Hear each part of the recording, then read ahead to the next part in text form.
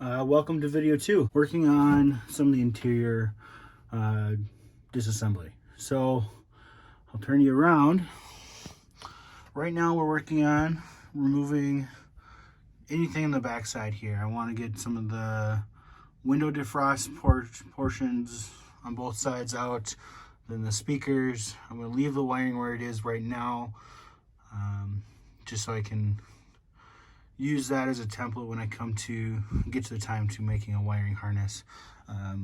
Right now the seatbelts, all the mechanisms for the seatbelt's been removed, and now I'm working on the back end. So stay tuned. All right, jumping back in after that cut. As you can see, a lot of wiring was removed.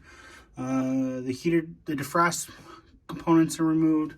The speaker pockets are empty. I pulled some of the wiring out. After I kind of got into it, I realized that the whole speaker system was on its own wiring loom. So I left the one in here that's for some of the lighting components and some of the stuff in the trunk, like the battery and whatnot.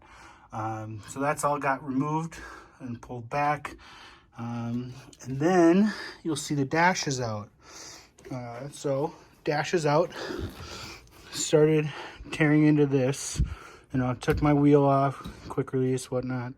Kind of some feedback.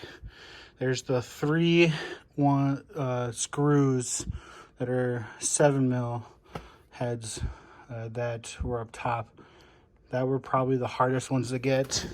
When you look at the dash itself, they're below the defrost ones, and this one was probably the toughest because of how tight it is to the windshield. Otherwise, screw here. You have to get the dash out, or the console out, to get to some Phillips screws that are holding some ductwork together, and then pull it out. Other updates, kind of cleaned up a little bit, and then made a bigger mess.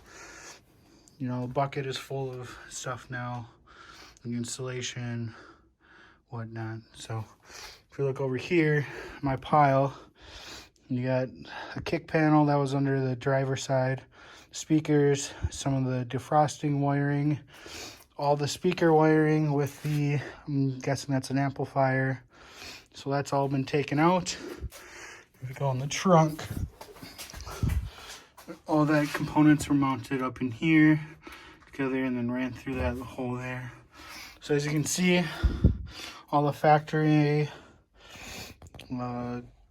tail lights, blinkers, all that wiring's been left in for now. Because the reason I'm leaving that in is because I want to build my own chassis harness. So it'd be nice to see how it lays with the factory wiring, the routing, and then be able to save the connectors so I can splice into those, at least for this first version 1 of a wiring harness per se.